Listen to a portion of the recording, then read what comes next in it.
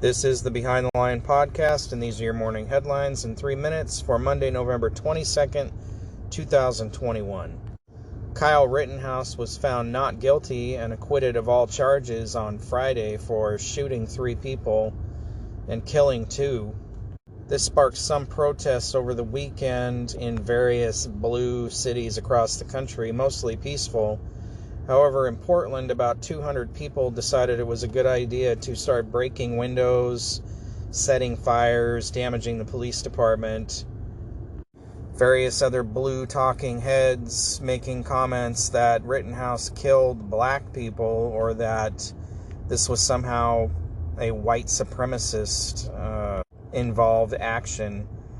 King County, Washington, Seattle, County Executive Dow Constantine tweeted after the verdict that white supremacy was prevalent in the American court system. Always good to have government officials undermining the court system. Police in Waukesha, Wisconsin, a suburb of Milwaukee, have said that a SUV fleeing another crime crashed into parade onlookers over the weekend, injuring 40 and killing 5. I think it's interesting they have released nothing about the driver. What does that say about who that possibly is?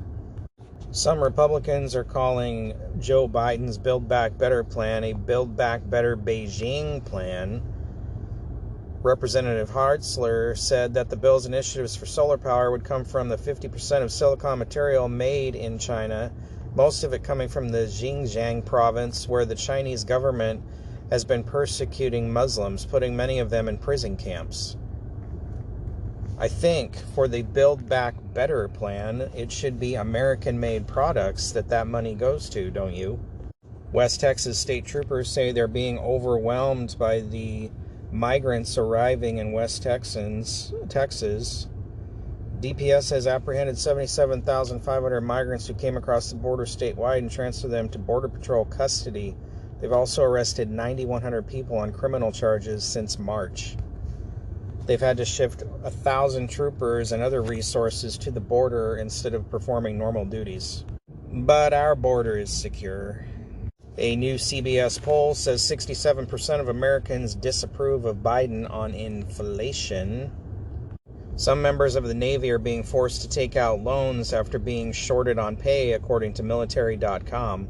Our ineffective government at work. For more, visit BehindTheLinePodcast.com. Thanks for listening.